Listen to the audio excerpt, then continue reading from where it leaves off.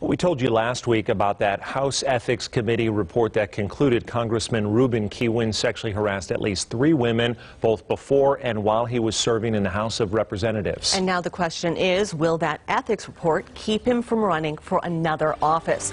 Politics Now co-host Steve Sebelius reported in May that Kihuen was considering a bid for the Las Vegas City Council seat that's currently held by Councilman Bob Coffin. And Steve, this ethics report was just released. It is still fresh. Does he think he can win? Well, Christiane, a couple of people I spoke with today absolutely believe that he could win if he decides to run. But the report is definitely not helpful to him. It details repeated instances of Kihuen harassing women who either worked for him, worked for a company that he'd hired, or lobbied him during his time in the Nevada State Senate. In other words, women over whom he had some measure of power. But does that mean his career in Nevada politics is over? Not necessarily. I spoke with several people today on background to encourage candor. At least 2 of them said Kihuen has a fairly good chance of being elected if he decides to run. First, they said he's very popular in the Hispanic community, which is a big part of City Council Ward 3. Kihuen is a Democrat, and there are 4 times as many Democrats in Ward 3 than there are Republicans. Second, he's got plenty of money. As of September, Kihuen had more than $334,000 in his congressional campaign account.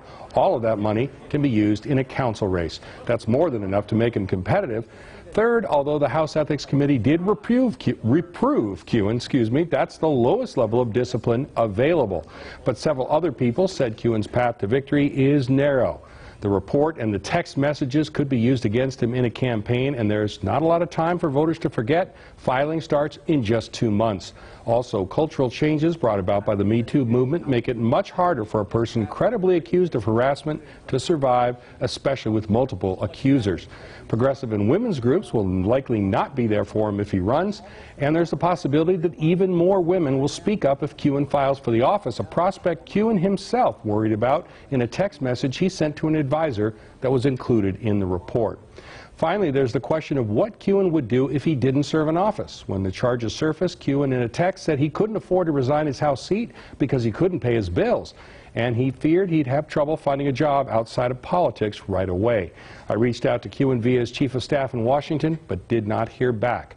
So we may have to wait until filing closes on February 1st to know for sure what he is going to do. So a couple more months of waiting. It's fascinating, and people can read that report too on our website, lasvegasnow.com. All right, thanks, Steve. Thanks.